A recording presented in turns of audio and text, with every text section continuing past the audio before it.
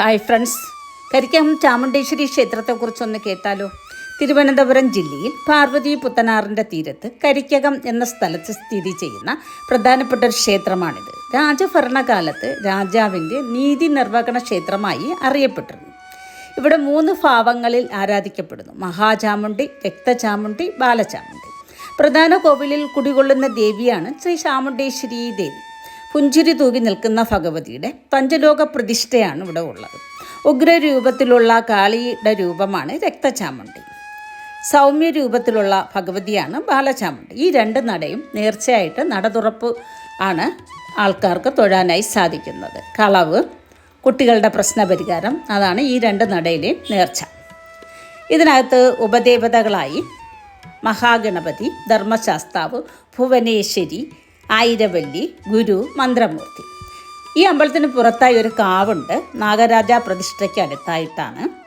ആ കാവിലെ ഔഷധ സസ്യങ്ങളുടെ ബോർഡാണ് ഈ കാണിച്ചിരിക്കുന്നത്. എന്തൊക്കെ ഔഷധ സസ്യങ്ങളുണ്ട് എന്ന് നമുക്ക് ഇതിലൂടെ കാണാനായിട്ട് കഴിയും.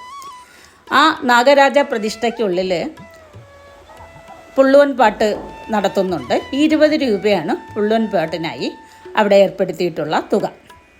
അത് കൊടുത്ത് നമുക്ക് പുള്ളുവൻ പാട്ട് നടത്താവുന്നതാണ്. അമ്പലത്തിന് പുറത്ത് ചുമന്ന പട്ട്, ചുമന്ന ഹാരം വിൽക്കുന്ന കടകൾ കാണാനായി സാധിക്കും. അമ്പലത്തിൻ്റെ നടയിലായിട്ട് ഒരു വലിയ കാണിക്ക വഞ്ചി പ്രതിഷ്ഠിച്ചിട്ടുണ്ട്. ഈ അമ്പലത്തിന് 600 വർഷം പഴക്കമുണ്ട് എന്നാണ് പറയപ്പെടുന്നത്. അടക്കിക്കുട മഹോത്സവമാണ് ഇവിടുത്തെ പ്രധാന ഉത്സവം. ഉത്സവത്തിൻ്റെ 7ാം നാൾ പൊങ്കാല. മീനമാസത്തിലെ മകം നാളിലാണ് പൊങ്കാല.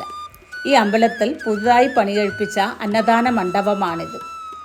സത്യത്തിന് സാക്ഷിയായ ക്ഷേത്രം എന്ന അതിലെ തന്നെ ബോർഡിൽ എഴുതിയിട്ടുണ്ട്. അങ്ങനെയാണ് ഈ അമ്പലം അറിയപ്പെടുന്നത്.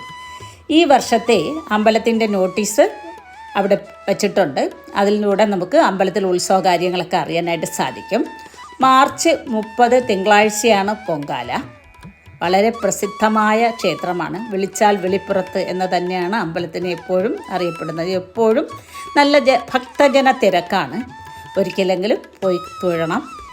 ബാക്കി നേർക്കാഴ്ചയായി കാണാവുന്നതാണ്.